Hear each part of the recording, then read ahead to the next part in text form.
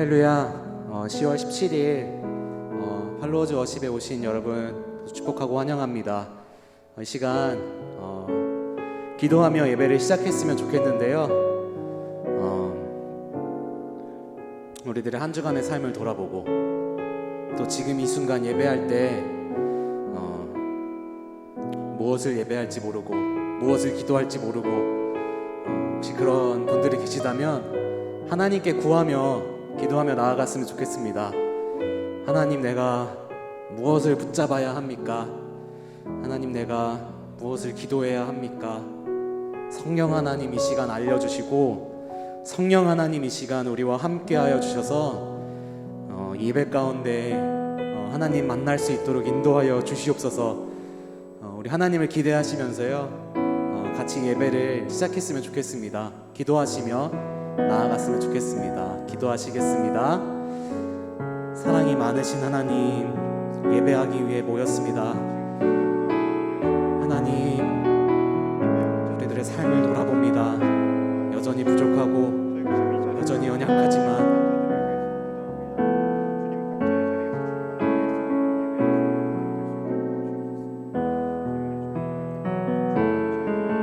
무엇을 말해야 하는지, 어떻게 살아야 하는지 우리의 갈 길을 아직 알지 못하지만 우리에게 가르쳐 주신 그 이름을 믿습니다. 예수 그리스도를 믿습니다. 우리를 사랑하여 주신 그 주님을 믿습니다. 우리를 위해 죽기까지 사랑하여 주신 그 십자가의 은혜를 믿습니다. 하나님, 그 십자가의 사랑을 다시 한번 의지합니다. 주님, 그 사랑을 우리가 누리고 이 땅 가운데 실천하며 살아갈 수 있도록 인도하여 주옵소서.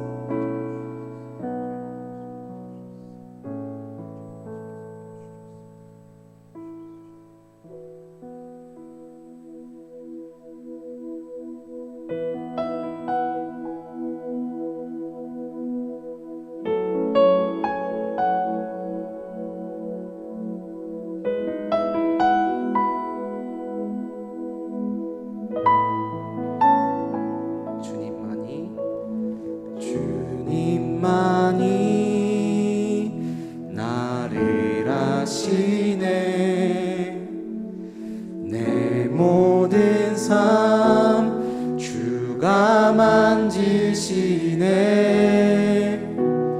주님 앞에 예배하는 이에게 그 은혜를 부어 주시리.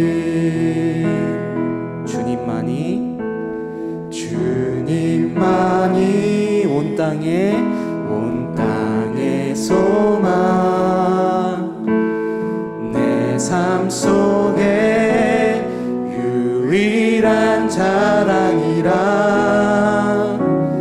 주님 앞에 기도하는 이에게 그 은혜를 부어 주시리. 만왕의 왕 나를 기르시는 목자요. 내 모든 삶 주가 다스리시니 주님 뜻을 따르길 원하네. 오 주 한 분만 바라네. 주님만이 나를 아시네. 내 모든 삶 주가 만지시네.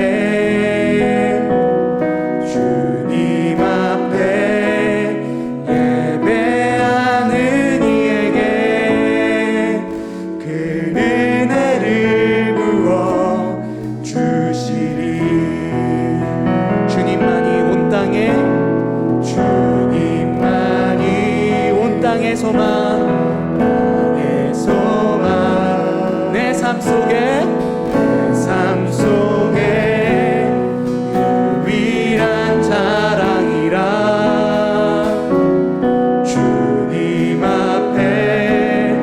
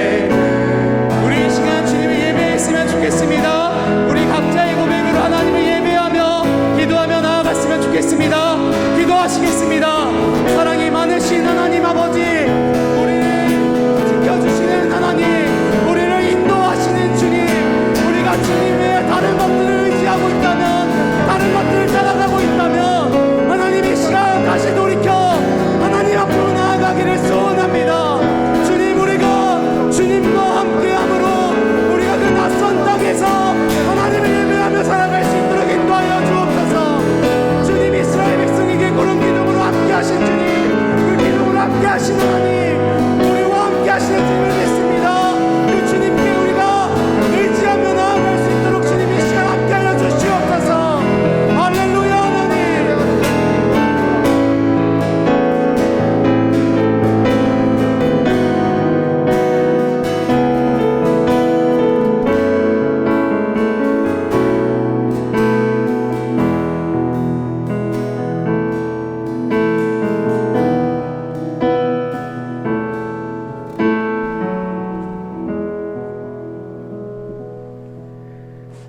기도드리겠습니다. 사랑이 풍성하신 하나님 아버지, 주님께서 우리에게 주신 거룩한 안식일에 함께 모여 예배드릴 수 있게 하심에 감사드립니다. 갑작스럽게 추워진 날씨에도 불구하고 은혜를 사모하고 주님의 말씀을 사모하여 이 자리 가운데로 나아온 주님의 모든 자녀들을 기억하여 주시고 주님을 만나게 되는 귀한 예배의 자리가 되길 간절히 소망합니다. 주님, 먼저 우리가 주님께 나아가기에 앞서 우리의 연약함으로 인하여 일상을 죄 속에서 살았음을 고백하고 회개하길 원합니다.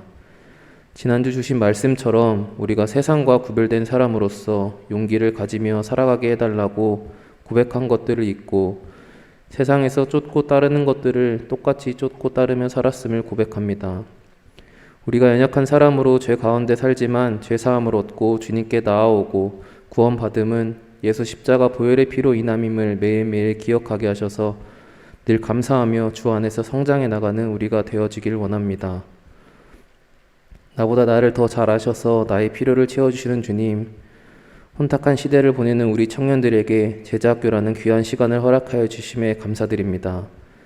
특별히 광야에서 길을 묻는 그대에게 라는 주제로 제자학교가 진행될 때 우리가 직면하는 많은 문제와 고민들 속에서 어떤 방향성을 가지고 살아가야 하는지 알게 하여 주시고 그렇게 발버둥 치며 살아가는 우리들이 하나님의 계획하심과 예배하심 속에서 크게 쓰임받는 청년들이 될 수 있도록 이 시간 가운데 주님 동행하여 주시길 간절히 원합니다. 이전과는 달라진 상황으로 진행되는 제자학교이지만 구하는 자에게 더 베푸시는 하나님이심을 믿으며 30배, 60배, 100배의 풍성한 결실을 맺는 귀한 시간들로 채워줄 수 있도록 함께하여 주시길 원합니다. 우리에게 은혜의 말씀을 전하여 주시기 위해 어려운 발걸음을 하신 류호준 교수님의 입술을 주장하여 주셔서 전달되는 모든 설교들이 우리의 심부를 강하게 찌르는 생명의 말씀이 되게 하시고 듣는 우리들의 귀 또한 열리게 하셔서 인생관이라는 주제로 말씀을 선포하실 때 그리스도의 사람이 바라보고 지켜 따라야 하는 모습들이 어떠한 것인지 깨달아 알게 하시고 앞으로의 삶 가운데서 행함으로 실천하며 살아가는 우리들이 되길 원하오니 함께하여 주시길 소망합니다. 주님, 코로나라는 계속되는 거대한 질병이 종식되기는커녕 우리의 삶 속에 너무나 가까이 있음을 고백합니다. 불평과 불만만으로 매일을 보내지 않게 하시고 하나님께서 주신 하루하루의 소중한 일상에 대한 감사와 지켜주시고 보호해 주심에 대한 더 큰 감사를 드리며 우리의 모든 안위와 영육간의 강건함 또한 주님께서 허락하여 주실 줄 믿으니 매일의 삶이 은혜요 감사가 넘치게 되길 원합니다.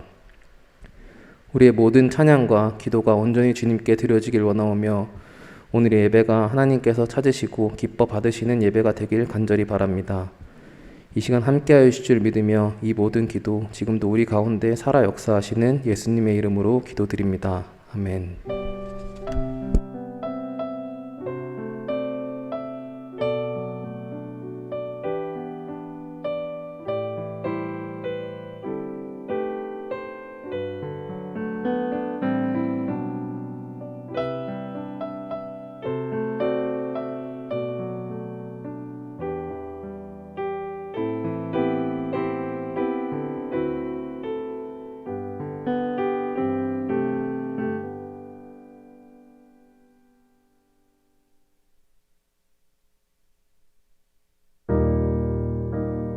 오늘의 말씀, 창세기 50장 22절부터 26절까지의 말씀, 구약성경 81쪽, 로마서 12장 2절 말씀, 신약성경 256쪽입니다. 요셉이 그의 아버지의 가족과 함께 애굽에 거주하여 110세를 살며 에브라임의 자손 3대를 보았으며 므낫세의 아들 마길의 아들들도 요셉의 스라에서 양육되었더라.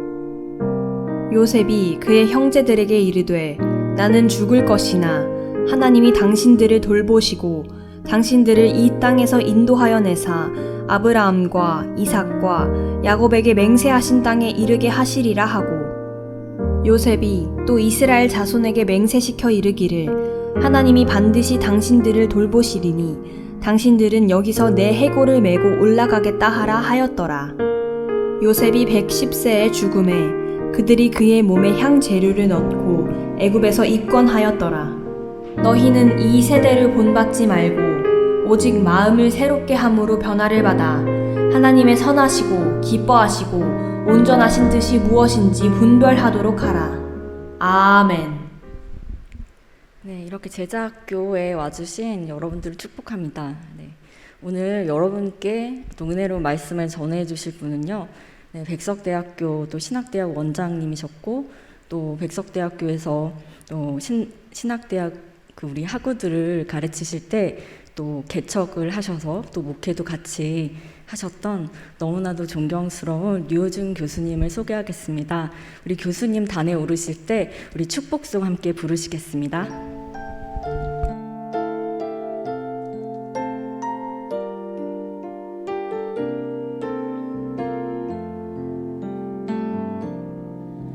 주의 부르심 따라 당신의 삶을 드릴 때 세상은 당신 안에서 주의 영광 보리라. 이 세상을 이길 주님의 군사 되어 이 세상을 섬길 주님의 손과 발 되어 영원한 하나님의 나라 함께 세워가리.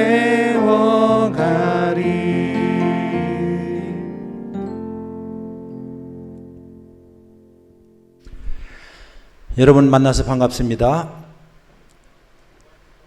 최소한도 반갑습니다라고 대답은 해 주셔야 할 거 아니에요? 반갑습니다. 예. 지금 오후 3시에 저보러 강의를 하라고 부탁을 했는데 원래 예수님한테 물어봤어요. 예수님, 아침 11시 강의하실래요? 오후 3시 할래요? 했더니 내가 11시는 강의하지만 3시 때는 절대로 안 간다. 왜냐면 이때는 점심을 넉넉하게 드시고 그리고 온몸이 노곤한데 잠 깨우기도 힘든데 무슨 설교까지 하냐 해서 예수님께서 나보러 대신 가라고 해서 오늘 여기에 왔습니다. 어차피 이런 말이 있지요. 피할 수 없으면 즐겨라. 네, 피할 수 없으면 즐기라는 말대로 이왕 우리 함께 모였으니까는 함께 이 시간 여러분에게 유익되는 시간이 되었으면 좋을 것 같아요. 내가 좋아하는 것 중에 하나가 운전입니다. 이제 외국 생활을 한 20여 년을 했기 때문에 미국에서도 살고 또 유럽에서도 살고 또 공부도 해서 특별히 미국 같은 나라는 땅덩어리가 굉장히 커요. 그래서 드라이브, 로드 트립이라는 걸 참 좋아해요. 지금도 그렇고 이제 내년쯤에 한번 또 다시 하려고 하는데 어느 분의 이야기를 여러분에게 들려줄 테니까는 오늘 인생은 속도가 아니라 무엇이다? Are you listening? 오늘 보니까는 인생은 신앙은 속도가 아니라 방향이다. 이렇게 제목을 정해줬어요. 미국의 저 동부에서부터 잘 들으셔야 돼요. 이거 어느 정도에 가서 웃지 않으면 잘못 들었다는 뜻이니까는 미국 완전 동부, 즉 대서양을 마주하고 있는 미국 동부의 뉴욕, 그리고 태평양을 대하고 있는 미국 서부의 캘리포니아의 샌프란시스코 근문교가 있어요. 그 근문교에서부터 저 곧 일직선으로 동쪽으로 해서 4,800km를 달리면 뉴욕에 있는 브루클린 브리지가 나와요. 그러니까 4,800km면 엄청나게 큰 땅덩어리죠. 대한민국보다 거의 100배나 더 큰 나라라고 얘기를 해요.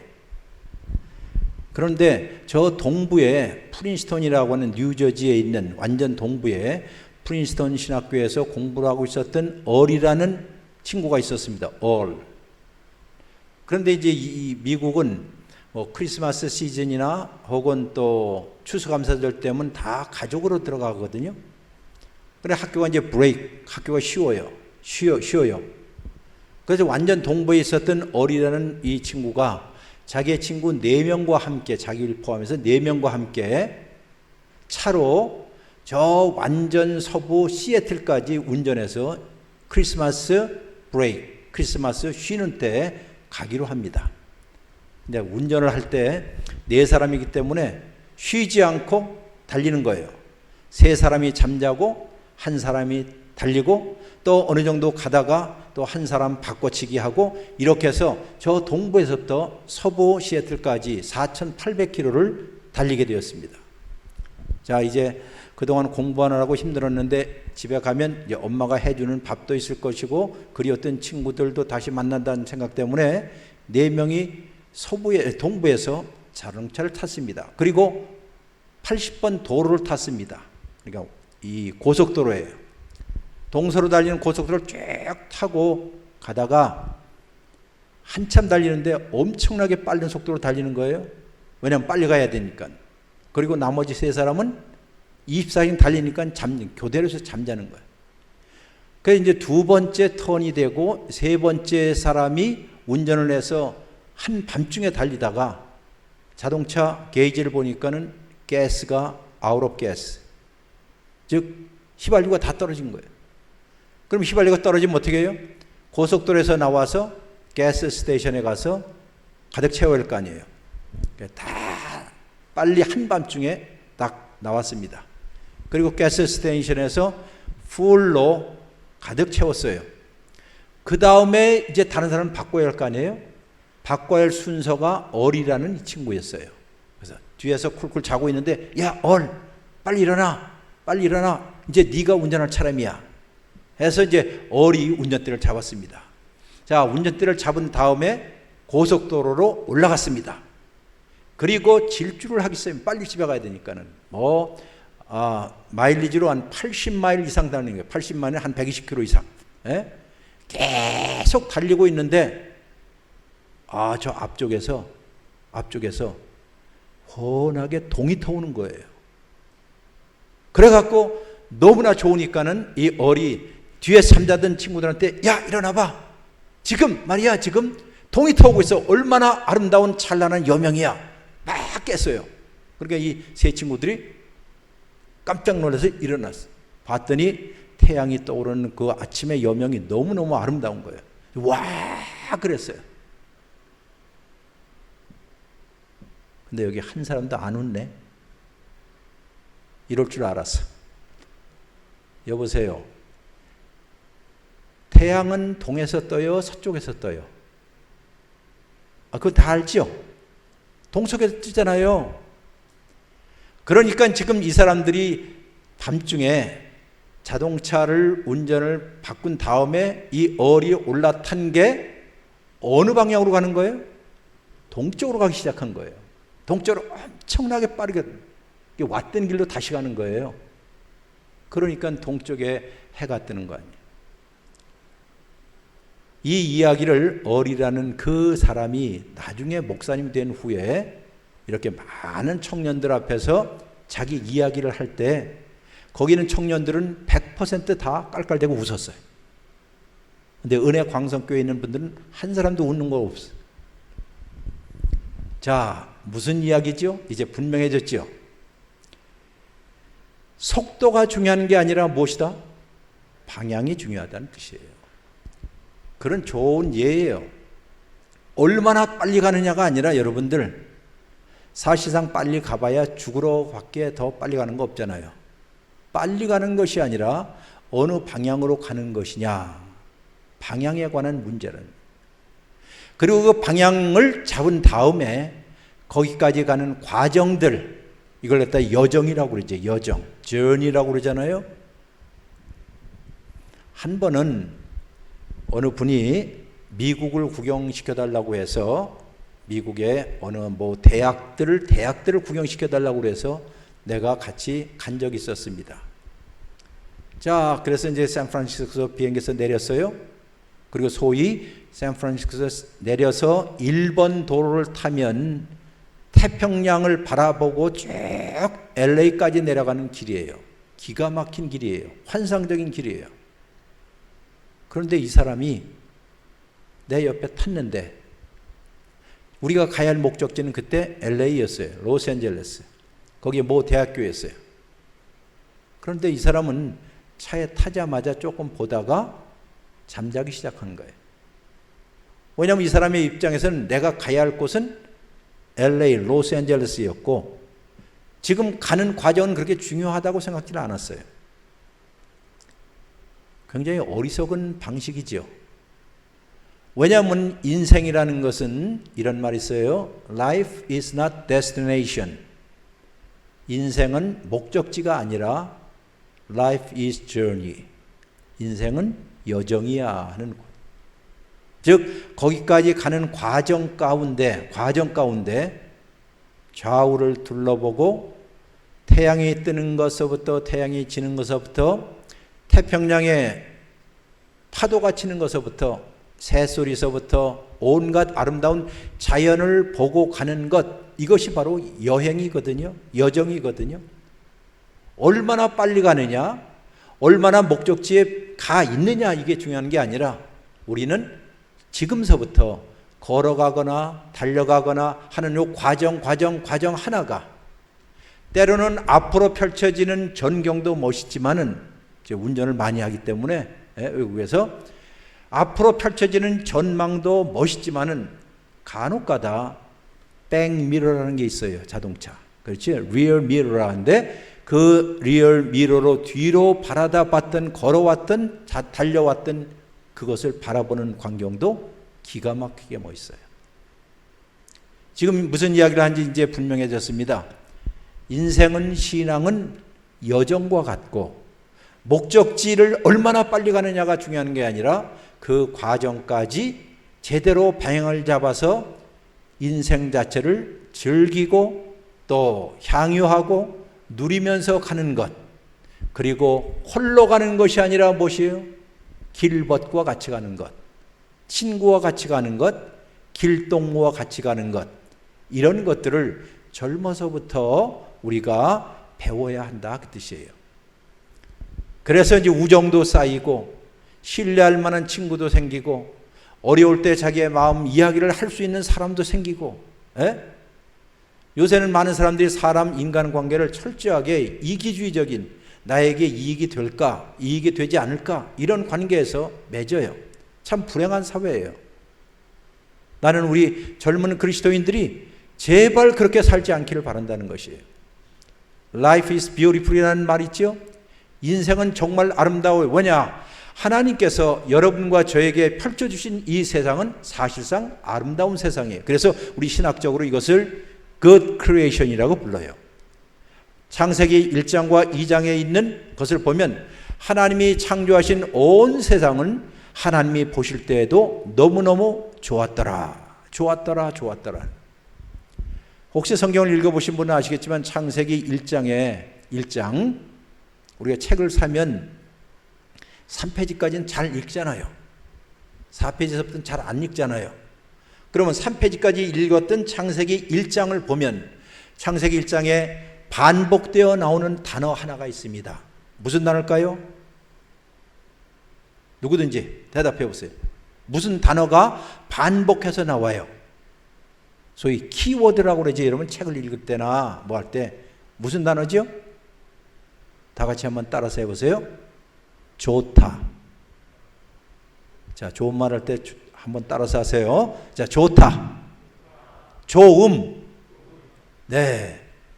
히브리어로 토브라고 하는데 좋음이란 뜻이에요. 그러니까 하나님이 자기가 창조해 놓은 세상을 바라보면서 스스로 하시는 말, 야, 이보다 더 좋을 수는 없어 라고 한 세상이에요. 그런 세상을 만들어 놓으시고 그 세상 가운데 사람을 두신 겁니다. 사람을 두셨어요. 근데 사람이라고 얘기할 때는 남자만 가르쳐 사람이라고 하지 않고 여자만 가르쳐 사람이라고 하지 않고 남자와 여자라는 말이 있어요. 하나님이 자기 형상대로 사람을 지으시되 남자와 여자를 지었다고 그래요. 자, 여기 남자와 할 때 와자가 우리 국어상 무슨 뭐죠? 와자가 어차피 대답 안 하기로 했으니까 내가 혼자 질문하고 내가 대답할 때요. 왓자가 뭘까요? 접속사지요. 혹시 옛날에 학교 다닐 때, 중고등학교 때 비분리 접속사, 분리 접속사라는 게 있었어요. 어느 접속사는 비분리, 나누면 안 돼. 그리고 어느 접속사는 분리할 수 있어요. 그러면 하나님이 남자와 여자를 지으셨다, 사람으로 지으셨다, 자기의 형상대로 하나님의 모습대로 지으셨다 할 때 남자와 여자 할 때 왓자는 무슨 접속사일까요? 네, 비분리 접속사예요. 우리가 심지어 사람이라고 할 때 한자로 여기 앞에 사람 인자를 그려놓죠. 이렇게 인, 즉 사람과 사람이 서로 기대어 있다는 것이에요. 심지어 우리가 인간관계가 매우 중요하다는 걸 알아요. 인간관계 할 때도 관자가 무슨 관자니? 사이관자입니다. 사람과 사람 사이가 좋아야 한다, 그 뜻이에요. 그것이 부모와 자식과의 관계든지 형제지간의 관계든지 학생하고 선생님의 관계든지 목사님하고 우리 교우들의 관계든지 이 세상에 있는 모든 것들은 다 무엇이 좋아야 한다? 사이가 좋아야 하는 거예요. 하나님께서 그렇게 만들어 놓으셨어요. 혹시 여러분들 지금 사시면서 사이가 껄끄러운 사이가 있어요? 저 인간하고 나하고는 맞지를 않아. 이렇게 하는데 서로 자꾸만 나한테 딴지를 걸고 해서 저 사람하고는 같이 일하고 싶지 않아 하는 사람이 한두 사람은 꼭 있죠. 있을 거예요. 같은 동네에서도, 같은 친구 사이에서도. 그런데 하나님께서 창세기 온 만물을 지으셔놓고 원칙이 하나 있습니다. 하나님이 모든 것이 각자 하나님이 정해놓은 그 자리에 잘 있으면 무엇이 좋을까요? 사이가 좋다는 것이에요.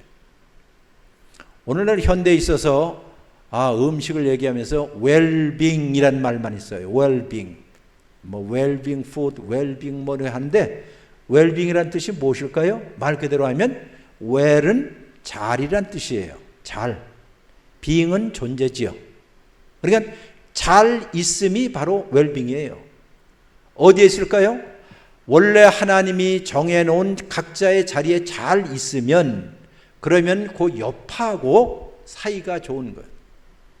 우리가 어렸을 때 잘 불렀던 이 비가 오는 날 학교에서 불렀던 노래 가운데 즐겁게 부르는 노래가 있습니다. 이슬비 내리는, 이럴 땐 여러분 따라서 하는 거. 시작. 몰라요? 이런 거 안 배웠어요? 이슬비 내리는 이른 아침에 우산 셋이 나란히 걸어갑니다. 빨간 우산, 파랑 우산, 찢어진 우산, 좁다란 학교길에 우산 세 개가 이마를 마주대고 걸어갑니다. 그것을 여러분이 영상으로 혹은 마음속에 그림을 그려봐요. 아름다워요, 안 아름다워요? 참 아름다워요. 세상에 원래 그렇게 하나님이 만들어 놨어요. 그래서 이 세상을 우리가 우주를 가리켜서 영어로 코스모스라고 합니다. 코스모스라는 뜻은 이 가을철에 피는 그 꽃을 코스모스라고 하지 않고 원래 코스모스라는 뜻은 우주인데 그 뜻은 조화, 질서, 아름다움이란 뜻이에요. 바로 이런 아름답고 조화가 이루는 모든 사람과 사람과의 관계도 결국 여러분과 저는 태어날 때서부터 관계 속에서 태어나요. 삼중관계예요. 하나님과의 관계, 사람과의 관계, 그리고 이 세상에 있는 모든 피조세계와의 관계 속에서 태어났습니다. 그럼 행복이 무엇일까요? 요 관계 설정을 잘 하는 것이에요. 제대로 하는 것. 아마 여러분의 나이 또래는 이 노래를 잘 모르실 텐데 우리나라의 유명한 음유 시인 가운데 시인과 촌장이라는 7080세 시인과 촌장이라는 아마 여기에 집사님들이나 뭐 혹시 아실 텐데 시인과 촌장 하덕규라가 있어요. 근데 이분이 부른 노래 가운데 무슨 노래가 있는 거니? 풍경이라는 제목의 노래가 있어요. 풍경. 이 풍경이라는 이 노래는 내가 참 좋아할 뿐만 아니라 창세기 1장을 가장 멋지게 보여주고 있는 그런 노래인데 그 릴릭이 가사가 굉장히 심플해요. 이렇습니다. 이 세상에서 가장 아름다운 풍경은 모든 것이 제자리로 돌아갈 때입니다. 곰곰이 생각해보면 그래요. 자기가 원래 있어야 할 그 자리에 잘 있는 것, 그것이 웰빙이며, 그것이 행복이며, 그것이 우주며, 그것이 코스모스며, 그것이 조화이며, 그런 가운데서 인류는 함께 살아가도록 그렇게 되어 있어요. 그럼 우리 젊은 청년분들, 지금 이 사회의 가장 큰 문제가 뭐라고 해요? 소위 뭐 금수저니 은수저니, 아빠 찬스니 엄마 찬스니, 뭐 학교 찬스니, 그리고 사회적인 양극화, 즉 갈라질 대로 갈라져서 가진 자는 엄청나게 가져서 부모 잘 만나서 잘하면 50억을 받을 수 있고, 어떤 사람은 소방관이 저 위에 올라갔다가 떨어져서 그냥 죽는 일도 있고, 이 세상이 이런 세상이 된 거예요. 이런 세상 가운데 여러분이 지금 살고 있는 거예요. 그럼 무엇을 추구하느냐 하는 것이에요. 나도 저 위에 올라가서 가장 성공의 사닥다리를 위에서 올라갈 것이냐, 가속도를 붙여서 온갖 열정을 다해서 그렇게 올라갈 것이냐, 아니면 주위를 돌아다 보며 아직도 슬퍼하거나 힘들어하거나 참 외롭게 사는 사람들을 돌보면서 그들과 함께 걸어가는 일들을 여러분의 인생에 로드맵으로 삼을 것이냐 하는 것이에요. 완전히 둘은 달라질 것이에요. 성공을 추구하기 위해서 그것이 학벌이든지 스펙을 쌓는 일이든지 유학을 하는 일인지 이런 일들만 계속해서 지구의 제일 꼭대기까지 올라가서 이 세상을 내려보고 살겠다 하는 이러한 사고방식은 우리 그리스도인들이 가질 수가 없어야 하는 것이에요. 왜 그런 줄 아세요? 창세기 3장에서 최초로 인간이 유혹받은 것, 아담과 헤아가 유혹받은 유혹의 내용이 무엇입니까? 너 이 선악과를 먹으면 무엇이 되리라? 하나님처럼 되리라는 거예요. 인간이 모든 것을 마음대로 통제할 수 있는 권력, 인간이 모든 것을 조절할 수 있는 신적인 위치까지 된다. 그래서 그 유혹에 빠져서 그걸 먹은 거라. 이건 단순히 옛날 옛적에 아담과 하와에 관한 이야기가 아니라 오늘날도 많은 사람들이 혹시 여러분과 내가 살면서 내가 이것을 잡으면, 이것이 권력이든지 이게 돈이든지 이게 명예든지 혹은 무엇이든지 이것만 잡으면 나는 어떻게 해요? 저 위에 올라갈 수 있어 라고 이야기하는 것, 이거는 아니에요. 세상은 그렇게 가르쳐줘도 우리 젊은 그리스도인들은 절대로 이런 일들에 현혹되면 안 돼요. 그래서 여러분이 성경을 배우는 거예요. 이렇게. 자, 놀랍게도 사람이 하나님이 되겠다는 이 생각들, 저 위로 올라가겠다는 생각들, 이 생각과 정반대의 분이 있었어요. 그분이 누굴까요? 예수 그리스도예요. 예수 그리스도는 하나님이 무엇이 되었어요? 사람이 되었어요. 저 위에 계신 분이 이 밑으로 내려오셨어요. 이것을 여러분이 진정으로 믿는다고 한다면 나의 삶은 어떤 방식으로 가야 할 것인가에 대한 어느 정도 생각을 갖게 되는 거예요. 하나님이 나를 이 땅에 코스모스 안에 두시고 여기에 만들어 놓으시고, 첫째로는 모든 사람들이 제자리를 잘 지킬 수 있도록, 남자이기 때문에 여자의 영역을 함부로 들어와서 휘짓는 일들, 이거 못된 짓이에요. 남편이라고 해서 여자를 부인을 함부로 하는 것도 못된 짓이에요. 여자라고 해서 남자를 함부로 하는 것도 못된 짓이에요. 왜 이런 얘기를 하냐? 여러분과 내가 하나님을 닮았다면, 하나님의 형상이라고 한다면 먼저 누구를 제대로 알면 될까요? 하나님이 누구인가를 잘 알면 돼요. 그분을 잘 알면 그분의 형상대로 지음을 받았다는 거 아니겠어요? 한번 보세요. 자, 한번 보세요. 여러분과 저는 이 정통 장로교 개혁파에서 무엇을 믿느냐? 우리는 삼위일체 하나님을 믿는다고 해요. 한번 따라서 하세요. 삼위일체 하나님을 믿습니다. 다시 한번 큰 소리로. 삼위일체 하나님을 믿습니다. 여러분 사도신경 고백하지요? 교회 와서. 사도신경을 보면 첫 번째는 성부 하나님에 대해서 고백을 해요. 전능하사 천지를 만드신 하나님 아버지를 믿습니다 라고 얘기했을 때는 성부 하나님. 그리고 두 번째, 나는 믿습니다. 누굴 믿어요? 예수 그리스도를 믿습니다 하고 성자 하나님에 대해서 또 믿는 내용을 이야기해요. 세 번째는 나는 성령을 믿사오며 해서 성령을 믿는다고 해요. 삼위일체예요. 그럼 한번 들어보세요. 성부 하나님 계시죠?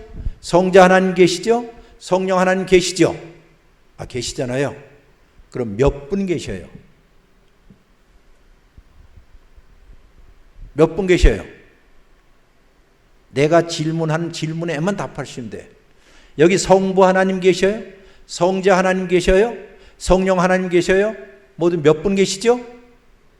예? 크게.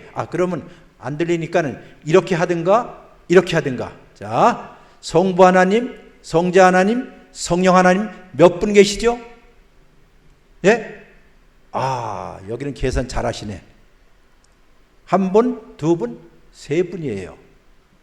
여러분이 분이라고 얘기할 때 그 분, 누구 분, 여러 분 할 때 그 분이라는 것은 인격적 존재입니다. 인격. 그러니까 다른 인격이 내 속에 들어와서 함부로 하지 못하는 동자적, 독립적 인격이라는 뜻이에요. 아버지라고 해서 딸들을 함부로 할 수 없고, 또 자식이라고 해서 부모를 함부로 할 수 없고, 그 누구도 상대방을, 인격적인 존재를 함부로 할 수 없는 것을 가리켜서 인격이라고 그래요. 그걸 분이라고 그래요. 요즘에 이제 우리 젊은이들은 한자를 잘 몰라서 내가 한자 하나 알려줄게요. 여러분 하잖아요. 여러분이라는 말을 한자로는 뭐라고 하는 거지? 제위라고 그래요. 제위.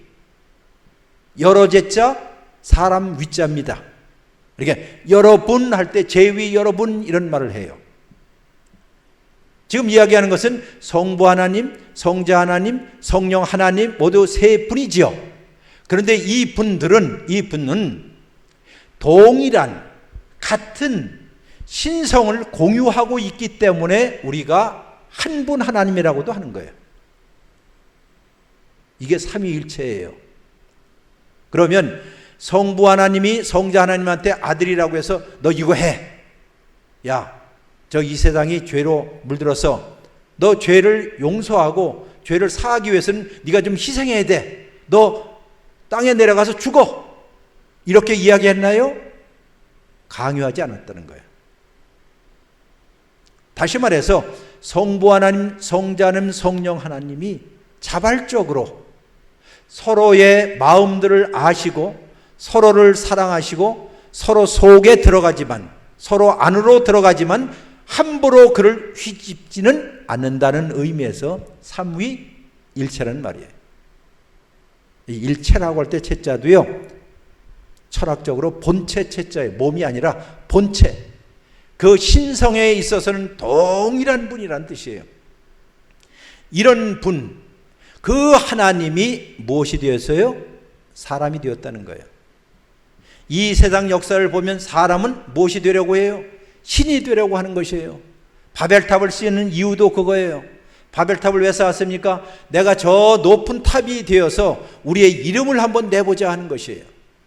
이 세상 살아가는 모든 방식을 보면 젊은이든지 늙은이든지 애든지 누구든지 다 어디로요? 올라가서 최고의 정점을 찍으려고 하는 것이에요. 근데 올라가려고 하다 보니, 사닥들이 올라가다 보니 다른 사람이 먼저 올라가려면 어떻게 해요? 손을 짓밟아서라도 나보다 먼저 못하게끔 하는 것이 이 세상이에요. 여러분 동물의 왕국이라는 영화를 보셨으면 아시겠지만은 동물들이 사는 데는 우리가 일명 사자성어로 약육강식이라고 그래요. 약육강식. 동물들이 사는 세상은 약육강식이에요. 그런데 우리가 지금 흔히 자주 섞여서 이야기하는 말, 이 세상은 무슨 세계? 약육강식이라고 그러잖아요. 스스로 인간이 인간 되는 것을 포기하고 야수성, 짐승성으로 가득 차서 누구든지 먼저 나보다 있는 사람은 먹고 잡아먹고 내가 올라가겠다 하는 것, 이것이요 정치든지 경제든지 교육이든지 우리 사회를 보면 다 그런 거 아니에요. 이런 사회 속에서 바벨탑을 쌓아서 우리의 이름을 널리 알리자 하는 이 바벨 문화권 가운데서 하나님께서 한 사람을 불러내셨어요. 누구죠? 누구죠? 성경 아신 분?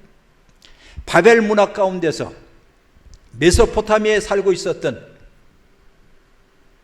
전설에 의하면 그의 아버지는 우상공장 공장장이었어요.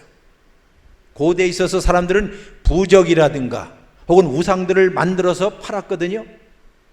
팔았어요. 왜 우상 같은 걸 사람들이 부적이나 우상을 왜 갖습니까? 미래가 불확실하기 때문에. 정말 어떻게 될까? 불안이니까는 이 불안한 심리를 이용해서 우상 장사가 제일 잘 됐어요. 지금도 마찬가지예요. 우상 공장 공장장이신 자기의 아버지였던 그 아들이 있었는데 그 아들 이름이 누굴까요? 누구예요? 야, 은혜 광성교회 제자도 여러분이 성경을 진지하게 읽어야 돼요. 성경은 옛날에 과거에 있었던 오래전 이야기가 아니라 지금도 여러분이 그 이야기를 통해서 우리에게 아주 심각하게 이야기하는 그 누구예요? 아브라함이거든요. 하나님이 바벨 문화권 가운데서 살았던 바로 그런 사람들, 위로 올라가고 스펙을 쌓고 하는 일을 자기의 인생의 최고로 삼았던 그런 문화 가운데 살고 있었던 아브라함을 하나님이 탁 불러내셨어요. 이걸 우리 신학에서 보통 소명이라고 그래요. 부르심이라고 그랬잖아요. 우리가 교회에서도 뭐 나의 부르심 뭐 이 찬송도 있잖아요. 알고 한번 불러보세요. 하나님이 여러분을 어디에서부터 불러냈는가? 바로 그런 데서도 불러낸 거예요. 자, 더 이상 그 세계관 속에 살지 말고 이 세상 사람들의 가치관 가운데 살지 말고 너는 지금 내가 이야기하고 있는 방식대로 한번 길을 떠나라 라고 얘기해요. 그래서 메소포타미아라는 그 고대 문명의 발상지였고 우상들이 가장 가득했던 거기에서 아브라함은 하나님의 말씀 하나를 들고 길을 떠난 거예요. 요즘 말로 해서 내비게이션 없이 길을 떠났어요. 내가 1980년도에 미국으로 유학을 갔어요. 아마 여기에서 80년도 에는 이 지구상에 존재하지 않은 사람도 상당히 많았을 건데 그냥 들어보세요. 라떼 이야기라고 들고, 라떼. 그래서 저 캘리포니아 샌프란시스코에 도착을 했어요. 근데 내가 공부하러 가야 할 때는 저 동부에 그때 서부고 동부에 미시간주까지 가야 돼요. 계산해 보니까 4,000km가 넘어요. 우리 집사람하고 나하고 자동차를 타고 그 다음에 그 먼 길을 떠났어요. 무엇을 들고 가야 할까요? 내비게이션이 그 당시에는 없었어요. 무엇을 들고? 뭐요? 뭐 들고? 지도 한 장 들고. 지도 한 장 들고. 그러니 지도라는 게 옛날에 미국 전체 지도가 듬성듬성 돼 있잖아요. 80번 도로를 타고 가다. 그러면 어느 동네 가서 하룻밤 자고. 그 당시엔 전화기도 없었을 때예요. 또 하룻밤 자고 물어 어디로 가야 할까요? 또 지도를 보고 또 떠납니다. 닷새 만에 캘리포니아 샌호제라는 데서부터 저 미시간 그랜드 래피드까지 4,000km를 둘이서 갔어요. 몇 살 때? 여러분 나이 때예요. 우리 집사람은 25살이었고 나는 28살이었고 풋풋한 젊은 때 자동차 한 대 자기의 온 인생을 걸고 지도 한 장 걷고, 내비게이션 없어요? 인터넷도 없어요? 어디 가서 뭐 구글 서치도 못해요? 그러나 가야 할 곳이 거기 있다 하는 것을 듣고 닷새 만에 갔어요. 그런데 나도 그랬는데 그보다 3000년 전에 아브라함은 내비게이션 없을 뿐만 아니라 뭣도 없어요? 지도도 없이 그저 하나님이 가라고 하는 하나님의 말씀에 자기의 온 인생을 걸고 길고 긴 여정을 떠났던 거예요. 길고 긴 여정 말이에요. 무슨 일을 만날는지 어떤 일을 닥칠는지 전혀 모르는 상태에서 두려움이 가득, 설레임도 있을 뿐만 아니라 두려움 가운데서 어찌할 바를 모르고 걷고 했어요. 그 옛날 자동차도 없었을 때 그렇게 해서 그는 마침내 약속의 땅인 가나안 땅까지 가게 되었고, 거기에서 하나님의 그때그때 주시는 말씀에 따라서 또 여기서 하룻밤 자고 저리 하룻밤 사는 소위 일종의 노매드의 삶을 살기 시작했습니다. 여러분, 지금 여러분에게 이런 인생이 펼쳐진다 할 때 그거를 받아들이는 사람은 없을 거예요. 그러나 여러분이 진정으로 제자도를 지금 학교에 와서 훈련을 받는다면, 진짜 예수 그리스도에게 제자도라는 건 다른 거 아니에요? 그를 따라서 가는 것이 제자예요. 달리 말해서 제자도는 입으로 하는 게 아니라, 말로 하는 게 아니라, 뭐 찬양으로 하는 게 아니라, 제자도는 입으로 하는 게 아니라 무엇으로 한다? 발로 하는 거라는 거예요. 발로. 여러분의 발로 뚜벅이처럼 오늘은 여기에서 내일은 저기에서 하는 이러한 것을 가지고, 그럼 이 사람에게는 로드맵이 있을까 없을까? 어찌 보면 세상 사람이 볼 때는 로드맵이 없는 것처럼 살지만은 이 사람이야말로 이 세상 그 어디에서 주어질 수 없는 로드맵을 갖고 사는 사람이었어요. 내가 여러분들에게, 우리 젊은이들에게 이 말을 이렇게 하는 이유는 딱 한 가지 있어요. 내 17살 때 우리 아버지가 돌아가셨어요. 백혈병으로. 우리 아버지가 42살이었는데 내가 장남이었는데, 세상, 그렇다고 우리 아버지가 무슨 목사님이나 무슨 장로님이나 능력 있는 분이 아니세요. 그냥 교회의 평신도 집사님이었어요. 그러나 그는 딱 한 가지를 알았어요. 하나님을 모시고 사는 일, 여기에서부터 시작해서 내가 저 천성 하나님께 가는 그 길고 긴 과정 가운데 내가 좌로나 우로나 좌고 우면하지 않고 똑바로 걸어야겠다 하는 것 정도는 아셨던 분이었어요. 그런데 어느 날 갑작스럽게 세상 떠나셔요. 그러니 막막할 거 아니에요, 여러분. 17살 때 우리 어머니 39에 과부가 되셨고, 내 밑으로 동생 3명 있었고, 자, 이런 가운데서 어떤 로드맵을 갖고 갈 것이냐 하는 것이에요. 어떻게 가야 할 것이냐, 어떻게 살아야 할 것이냐. 어찌 보면 좌절하기 너무 쉽고 막막하잖아요. 그래서 그때 내가 생각하기를, 우리가 지금 광야에 내몰린 사람과 같구나 하는 생각을 했어요.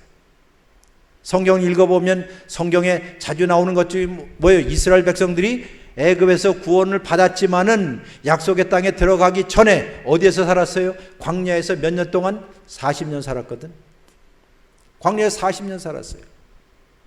먹을 것이 없고 마실 물도 없고, 요즘은 스타벅스도 없고 쌀집도 없고 차도 없고, 막막한 가운데서, 다른 말로 해서 광야에 산다는 것은 무슨 뜻이에요? 길이 없는 곳에 산다는 뜻이에요. 길이 없는 곳에 살아야 할 이스라엘 백성들에게 하나님께서 광야에서 그들을 인도했잖아요. 내가 아재 개그로 하나 할게. 아재 개그. 광야 40년 동안 이스라엘 백성들이 무엇한지 하나님하고, 하나님이 그들에게 뭘 가르쳐 준 줄 알아요? 딱 한 가지 가르쳐줘요. 고스톱 가르쳤어요. 뭐 가르쳤다고요? 고스톱 알아요? 고스톱 칠 줄 알아요? 예. 고스톱이 뭡니까? go 가라 하면 가고 stop 하면 stop하는 뜻이에요. 썰렁조크 아재적 얘기지만 40년 동안 이스라엘 백성들이 배운 건 딱 한 가지예요. 가라 하면 가고. 근데 하나님이 가라고 할 때는 가장 어색한 시간이거나 가장 어울리지 않은 시간에 꼭 가라고 그래요. 여러분 언제 가야 돼? 이른 아침에 가거나 혹은 해가 좀 떨어질 때는 가야 되잖아요. 한낮에 뜨거울 때는 갈 수 없잖아요. 근데 하나님 꼭 가라는 건 한낮에 뜨거울 때 가라고 하거나 아니면 한참 자고 있는 새벽 2시에 일어나서 가라 하는 거예요. 그거를 이스라엘 백성들은 40년 동안 배웠습니다. 로드맵이 무엇입니까? 로드맵이 여러분에게 있어서 다른 거 아니에요. 우리 크리스찬 청년들에게 있어 로드맵이 무엇입니까? 하나님께서 여러분과 저에게 어떻게 인생을 살아야 할 것인가를 지금 가르쳐 주고 있다는 뜻이에요. 세상 어디에서도 배울 수 없는 것입니다. 이것을 배우기 위해서 여러분들이 교회에 나오는 것이고 또 제자도의 훈련을 받는 것이고 아까 제가 17살이라고 그러는데요. 17살 때 자기의 부모를 떠나서 자기의 형제들에게 의해서 인신매매처럼 외국으로 팔려간 사람이 하나 있었어요. 누구죠? 누구예요? 여러분 오늘 성경 봤잖아요. 창세기 맨 마지막에 지금 오늘 요셉 이야기를 읽었죠? 요셉이 17살 때 자기의 가나안 땅에 있었던 거기서 이복 형님들에 의해서 모함을 받고 저 새끼 저거는 꿈쟁이야. 우리를 형편없이 알아. 저건 죽여야 돼. 해서 먼 객지에 있을 때 왔을 때 걔를 잡아서 죽이려고 하다가 그래도 어떻게 해서 물이 없는 웅덩이에 집어넣고 굶어 죽이려고 하다가 그 당시 지나가던 즉 저 이스라엘의 북쪽에서부터 이집트로 가던 대상들이 있어요. 대상. 이 대상도 또 어렵겠네. 대상이 영어로 캐러밴이에요. 캐러밴. 자동차 있죠? 그래 낙타를 몰고 다니는 장사꾼들이에요. 애굽으로 내려가는 이집트로 내려가는 그 사람에게 이 요셉을 팔아버린 겁니다. 몇 세예요? 17세. 그리고 거기에서 죽었는지 살았는지 전혀 모르는 상태에서 애굽에 가서 정말 생고생 개고생 다 해요. 그런데 이 요셉은 적어도 가나안 땅에 있을 때 자기 아버지로부터 신앙은 배웠거든요. 근데 이 신앙을 배운 거하고 실제의 삶 가운데서 이것이 부딪힐 때는 참 견디기 힘들어요.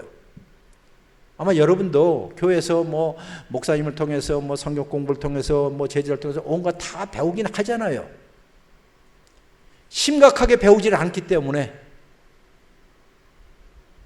근데 배웠어도 실제 나가서 사는 곳이 어디예요? 애굽이에요. 애굽에서 정말 백도 없지, 연줄도 없지, 학연도 없지, 친구도 없지, 언어도 다르지, 낯도 설지한 곳에서 홀로 서기를 해야 하는데 여러분 생각 좀 해요. 얼마나 힘들었겠어요. 이런 일에 대해서 여러분들이 compassion, 마음속에 서로 최소한의 동정이 없거나 그런 걸 생각을 안 한다고 한다면 여러분들은 인간이기를 포기하는 거예요. 이게 남의 불쌍함, 남의 힘든 것, 남의 괴로움들, 남의 어려움들에 대해서 여러분 눈꼽만치도 생각을 안 한다고 한다면 우리의 신앙은 정말 심각한 거라 이거예요. 나 혼자 잘 먹고 잘 사는 게 문제가 아니라 그럼 요셉이 이렇게 살기 시작했을 때 하늘과 땅을 봐도 자기를 도울 자는 아무도 없었어요. 그러나 그 마음속에는 딱 한 가지는 있었어요. 누구요? 하나님이라는 분이 있었다는 거예요. 그러나 하나님이 보입니까? 안 보여요. 현실은 보이고 현실은 척박하고 현실은 너무 힘들지만은 그러나 하나님은 보이지 않아요. 보이지 않는 하나님을 믿는 거하고 보이는 현실을 자기가 지금 직면하는 거하고 어느 것이 먼저 손이 갑니까? 이쪽이겠지요. 예? 여러분이 예를 들어서 직장에서 쫓겨난다 합시다. 취준생으로 취업을 하기 위해서 준비를 해서 시험을 봤는데 실패했다 합시다. 아니 누구하고 연애를 해서 이게 다 됐어 라고 하는데 그것이 깨졌다 합시다. 아니면 여러분이 혹은 장자든지 누구든지 여러분의 부모가 갑작스럽게 병원에 갔는데 뭐 까만 게 있다고 해갖고 열어보니까는 암이라고 했을 때 이런저런 온갖 일들이 예측지 못하는 일들이 이 세상에 너무 많다는 것이에요. 이것을 제가 짧은 말로 어디에 산다? 어디에 산다? 낯선 땅에 산다는 뜻이에요. 여러분과 저는 원래 낯선 땅에 살고 있어요. 원래 살아야 할 고향을 떠나서, 원래 살아야 할 본향을 떠나서 하나님의 원래 하늘나라, 뭐 애들 말로 쉬운 얘기로 천당에 원래 살아야 할 사람들이 어디에 와서 살아요? 지금 여러분과 저의 현 주소는 다 같이 한번 따라서 하세요. 분당. 해보세요. 어디 산다고요? 여러분 어디 산다고요? 지상에는 모든 그리스도인들은 다 지금 분당에 살고 있어요. 경기도 성남시에는 분당 말고 이 분당이라는 것은 나눌 분자 집당자, 영어로 하면 broken world. 깨어지고 일그러지고 상처투성이고 어찌할 바를 모르는, 여기는 정도가 없고 악만 있는, 정글의 법칙만 있는 이 세상 분당 속에 여러분과 내가 살고 있어요. 그럼 여기서 여러분도 짐승처럼 살 거예요? 길을 쓰고 올라가려고 합니까? 그것이 여러분의 로드맵입니까? No, 아니라는 거예요. 애굽에서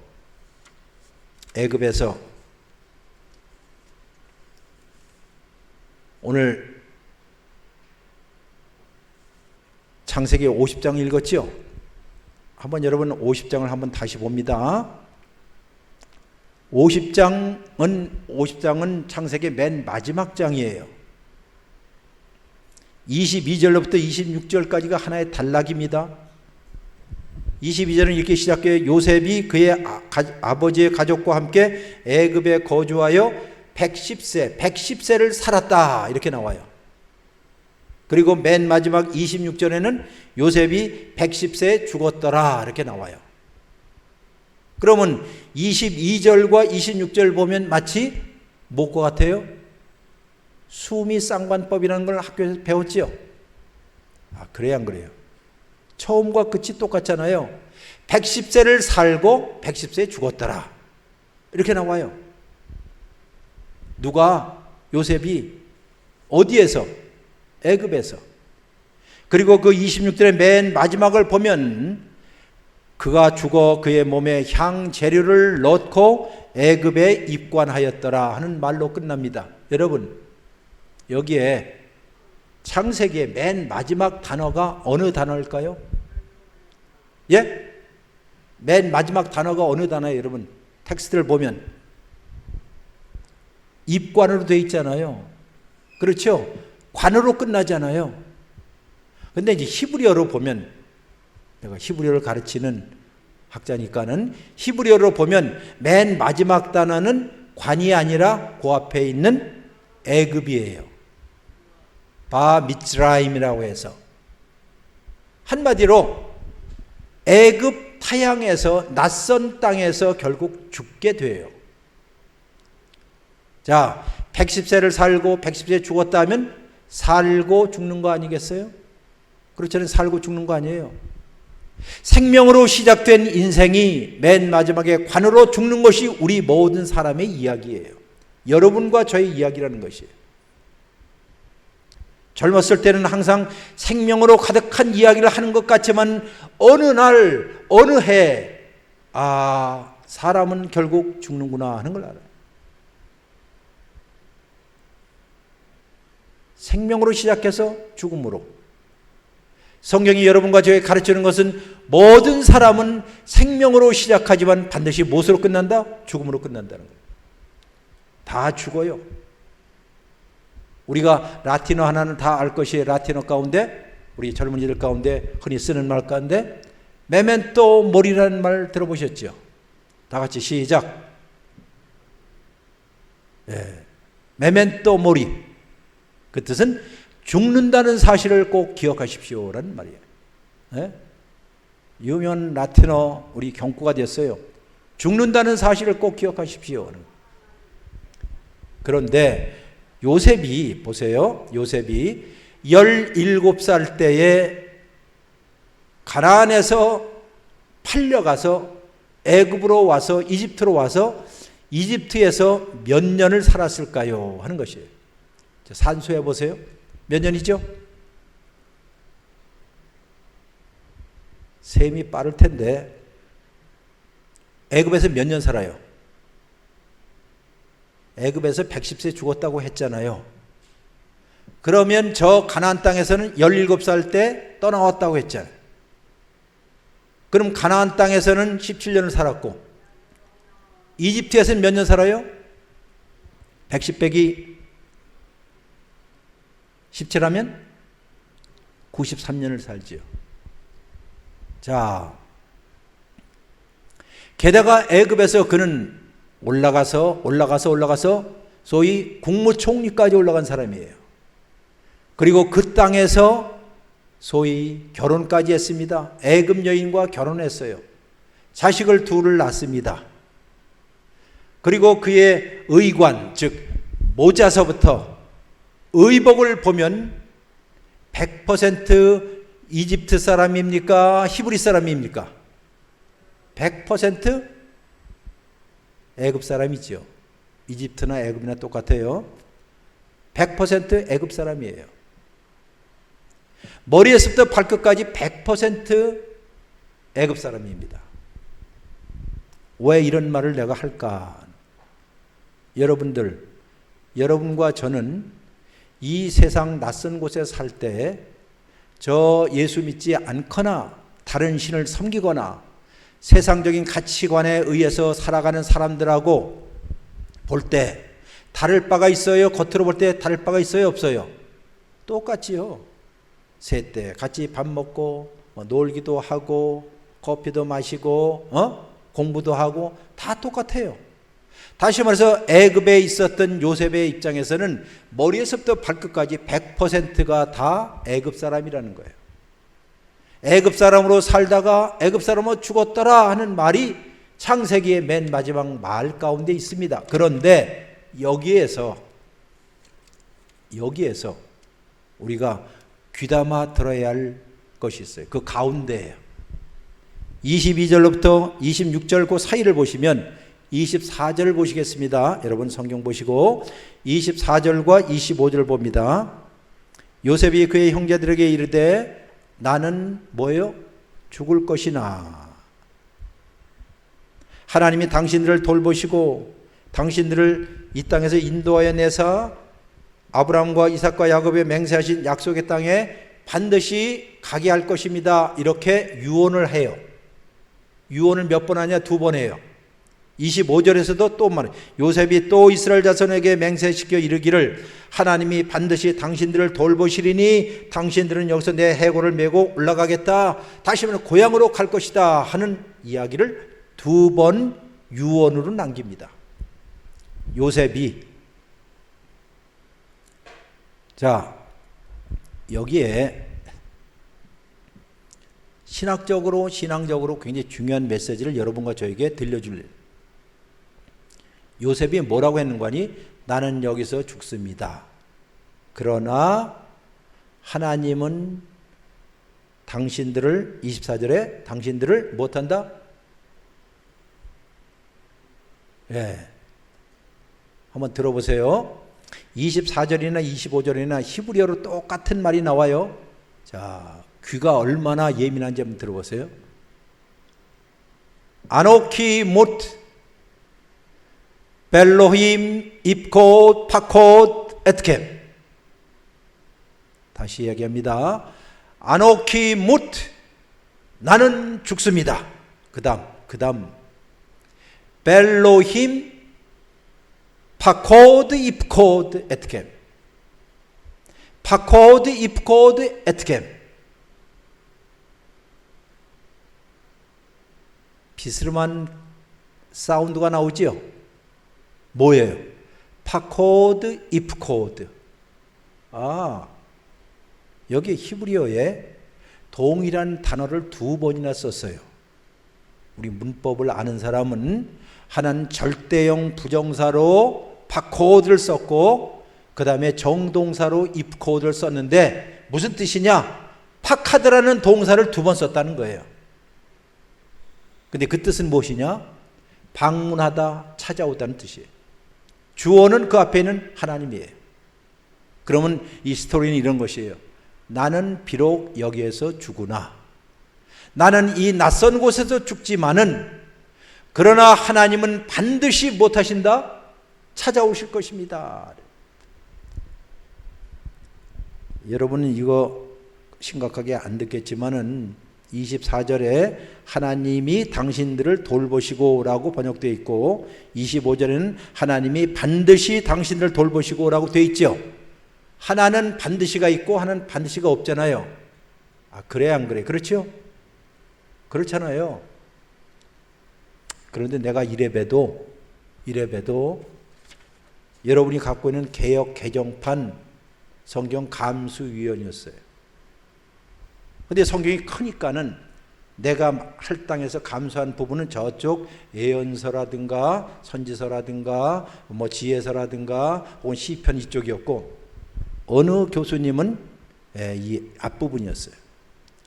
근데 내가 이 구절을 너무나 좋아하기 때문에 그분에게 이거 반드시 라는 단어를 24절에도 꼭 집어넣으십시오. 파코드 이프코드이기 때문에 하나님은 반드시 당신들을 찾아오실 것입니다. 몇 번에? 2번. 근데 그 번역위원회에서 말을 안 듣고 그냥 놔둬서 여러분 그냥 갖고 있어. 왜 이 말을 하느냐? 17살 때 타향살이를 해서 타향살이 낯선 곳에서 와서 살았던 그 사람, 아무런 친인척도 없고 백도 없고 학교도 없었고 아무것도 없고 오히려 억울한 누명을 써서 감옥살이를 했던 그 요셉, 어찌어찌 하다 보니까는 그가 최고 총리 대신까지 되었지만 거기서 죽어요. 죽으면서 그가 남긴 마지막 말 유언이에요. 그 유언이 핵심은 이거예요. 나는 이 낯선 곳에서 죽지만 그러나 누가 온다? 하나님은 반드시 당신들을 찾아올 것입니다. 하나님이 찾아오시면 우리는 다시 고향으로 갈 것입니다 하는 희망을 가득 찬 유언이라는 것이 어디에서요? 죽음 앞에서 내뱉은 희망의 메시지예요. 이것이 누가 갖는 메시지입니까? 우리 그리스도인들이 가져야 할, 우리 젊은이들이 가져야 할 생각들이에요. 나 비록 이 땅에서 힘들고 어려운 가운데 산다 할지라도 그러나 하나님은 반드시 찾아오실 것입니다. 하나님이 찾아오시면 우리는 반드시 고향으로 돌아갈 것입니다 하는 이런 확신 가운데 이 세상을 사는 사람들. 그래서 요한복음에는 이런 말이에요. 요한복음에는 여러분과 저는 이 세상에 살지만 이 세상에 속하여 사는 사람은 아닙니다 라고 얘기해요. 어디에 살아요? 이 세상에 살잖아요. 그러나 우리는 이 세상에 속하여 사는 사람이 아닙니다. 왜냐하면 우리는 저 위로부터 하나님으로부터 온갖 가치들, 생각들 이런 것들을 공수해서 갖고 오는 사람들이기 때문에 따라서 이 세상 사람들과는 같은 가치관, 같은 생각들, 같은 세계관 갖고 산다 안 산다? 살지 않는다는 뜻이에요. 이 말을 로마서 자 보세요. 로마서 12장에서 이렇게 하고 있는 것입니다. 로마서 12장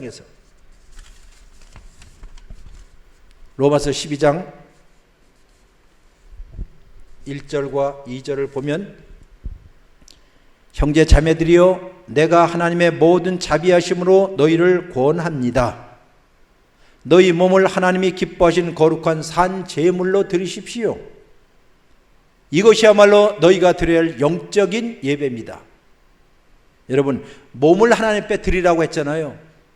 몸을 하나님 앞에 드리고 드리는 것이 바로 영적 예배라면 이것이 바디 월십이에요. 이게 요즘 낮에 앞에 나와서 하는 그 바디 월십이 아니라 진짜 바디 월십이 뭐냐? 우리의 인생 전부를 통하여서 하나님께 예배하고 하나님을 경배하는 것, 이것이 진짜 바디 월십이라는 뜻이에요. 그 다음 말 오늘 본문에 있는 것처럼 그러므로 너희는 이 세상을, 이 세대를 본받지 말고 이 세상이 가르치는 가치관에 휘둘리지 말아라. 뭐니 해도 무엇이다? 뭐니 해도 머니야 라고 하는 가치관들. 아, 백이 있어야 돼, 계급 올라가야 돼, 명예가 있어야 돼, 학벌이 있어야 돼, 스펙을 쌓아야 돼, 이런 세상이 가르쳐주는 그런 것을 가지고 살지 말아라 하는 뜻이에요. 이게 쉬워요, 어려워요? 사실상 굉장히 어려운 일이에요. 그러니까 제자도라는 말이 나오는 거예요. 제자들은 그냥 날로 먹는 게 아니에요.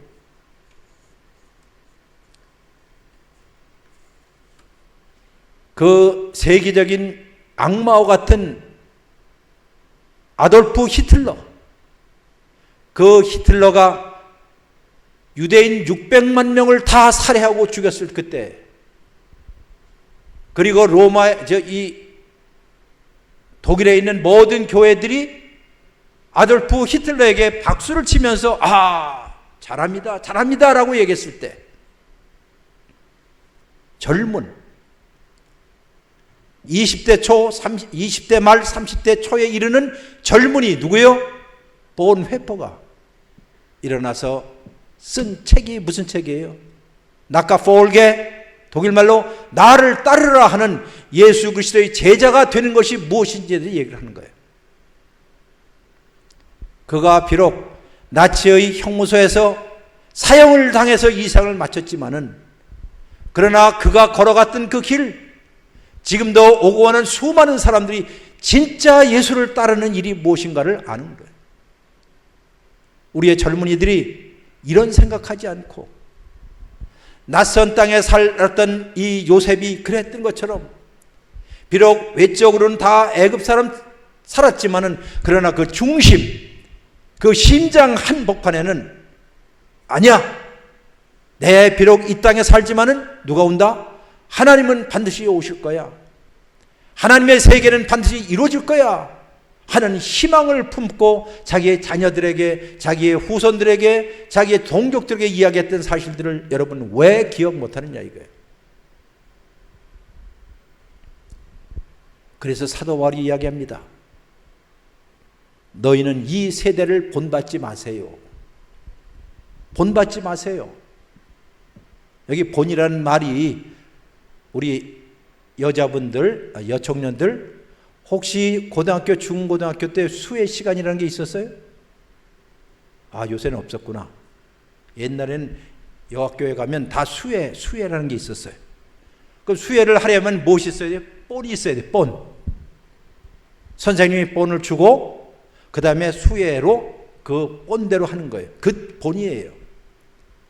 이 세상이 여러분으로 하여금 판박이처럼 이렇게 찍어내는 것, 뭐 달고나 찍어내는 것처럼 이렇게 찍어내는 것, 오징어 게임처럼 누구든지 죽이고 해서 146억을 따야 한다 라고 하는 이 세상 가운데서 여러분이 그렇게 살아야 합니까? 그건 아니잖아요. 여기에 이 세상이 주는 가치관들, 이 세상이 여러분에게 압력을 넣는 일들에 대해서 본받지 말고 마음을 새롭게 하여 변화를 받으라 그런 거예요. 변혁, 변화, 트랜스포메이션, 트랜스포머가 되라 이거예요. 자기 자신도 변혁이 돼야 되고, 누구요? 다른 사람도 변혁시킬 수 있는 에이전트가 되라는 것이에요. 여러분이 이런 꿈 없이 그저 소시민적으로 아이고 장가 잘 가고 시집 잘 가고 뭐 누구하고 뭐 이렇게 해서 썸 타고 올라가고 편안하게 살고 아파트 15평에 있다가 어른들 마찬가지 30평 가고 30평에서 꿈에도 그리는 40평으로 가고 티코를 타다가 소나타 타고 소나타에서 그랜저로 가고 그랜저에서 제네시스 사는 것이 우리 젊은이들의 머릿속에 있다고 한다면 그건 아니에요. 여러분들 17살 때 망망한 광야 가운데 놓여 있지만 좌로 우로 봐도 어디에도 도움이 하나도 올 데가 없었던 그 소년, 누구요? 여기 요셉. 자뻑을 하자면 여기는 류호준. 아무것도. 그러나 딱 한 가지, 하나님을 경외하고 하나님이 우리의 인생의 주인이라는 걸 정말로 믿는다고 한다면, 그리고 그분이 나를 부르셨으면 나를 끝까지 인도하실 것이라는 하나님에 대한 신실성을 신뢰한다면 여러분의 장래는 결코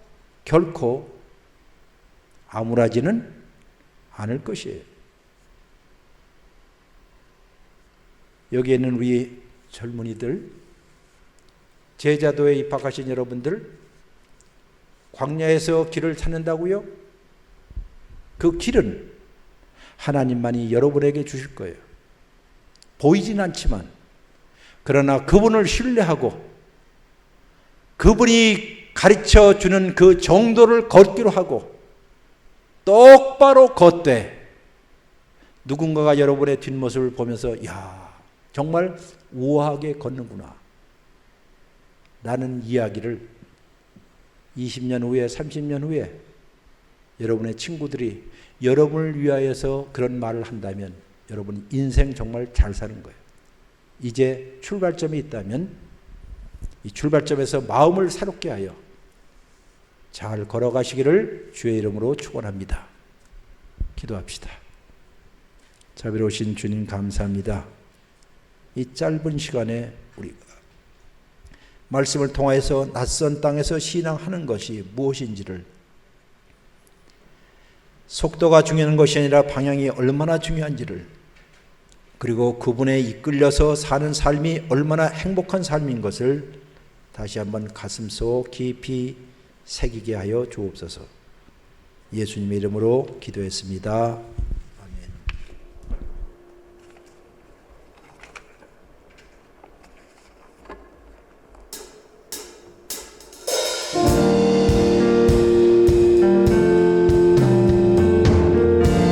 찬양하시며 준비하신 헌금드리는 시간 가지도록 하겠습니다.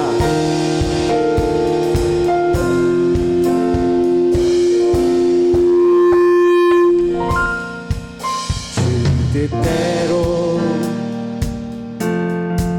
살기로 했네. 주님 뜻대로 살기로 했네. 주님 뜻대로 살기로 했네. 뒤돌아서지 않겠네. 뒤돌아서지 않겠네. 어떠한 시련이 와도 수많은 유혹 속에도 신실하신 주님 약속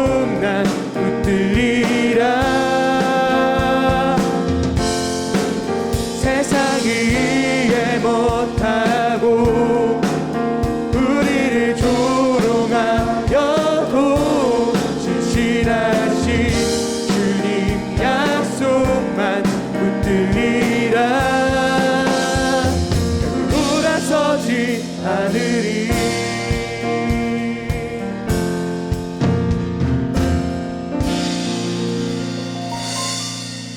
사랑하는 주님, 주님의 말씀 안에서 그 진리 그 자체 되시는 주님을 다시 발견하게 되는 시간이었을 줄 믿습니다.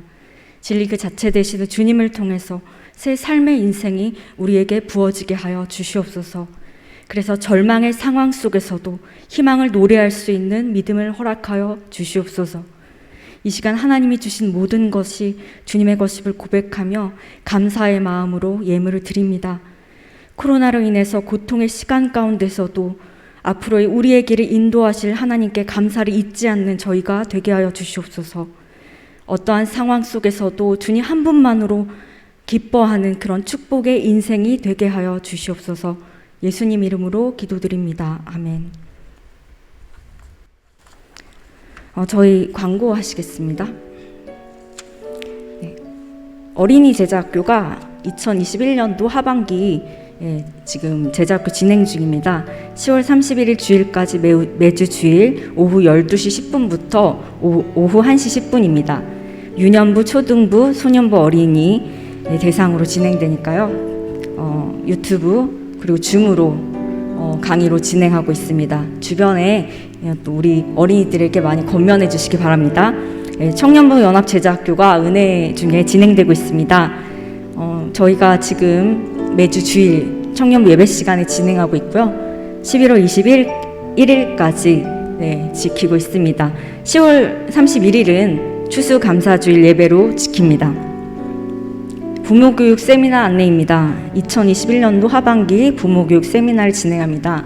날짜는 10월 23일 토요일이고요. 오전 10시부터 오전 11시 30분까지 김숙경 사랑연구소 소장님께서 또 강의해 주시겠습니다. 미취학 자녀를 둔 학부모님들 유튜브와 구글 미트로 진행을 하오니 많이 또 권면해 주시기 바랍니다. 방역 안내입니다. 저희가 내일부터 방역 안내가 변경됩니다. 모일 수 있는 그런 인원수가 또 제한이 있죠. 당분간은 정부 방침이 변경될 때까지 위드 코로나로 이렇게 옮겨질 때까지 조금만 더 정부의 방역 지침을 따라주시기 바랍니다. 오늘 저희가 청년부 광고 중에서 청년 2부 컨텐츠 제작 동아리 이 그레이 스튜디오에서 청년 1, 2부가 함께하는 게임은 오늘부터 모집한다고 합니다. 주보 삽지에 예고편 링크가 QR코드가 있으니까 주보에서 여러분들이 그 갈색 명함 끼워드렸다고 하네요. 네, 그것을 통해서 참가 신청서를 작성할 수 있습니다. 네, 명함 참가 번호로 신청하기 때문에 참가자들끼리는 익명이 보장된다고 합니다. 온라인으로 장소 제약 없이 진행할 수 있는 게임으로 구성되어 있다고 하니까요. 또 여기 또 특별히 상품도 준비되어 있다고 말씀해달라고 하셔서 많이 참여 부탁드립니다. 그리고 나머지 청년부 광고는 삽지를 참고해 주시기 바랍니다. 그러면 축도는 저희 유호준 교수님께서 축도해 주시겠습니다.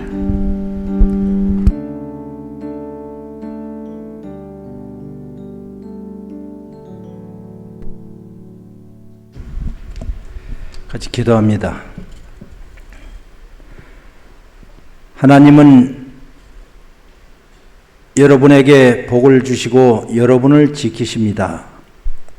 하나님은 그 얼굴을 여러분을 향하여 드사 빛을 비추시고 은혜도 베푸십니다. 하나님은 그 얼굴을 여러분을 향하여 드사 영원한 평강 주시기를 주의 이름으로 축원하옵나이다. 아멘.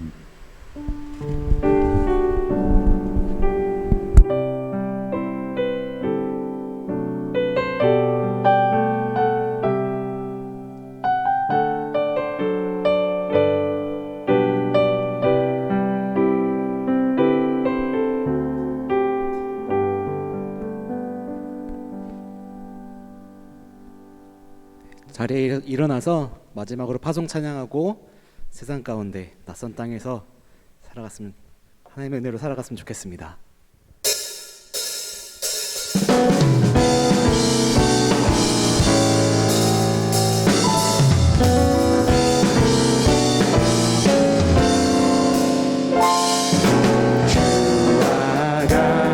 지금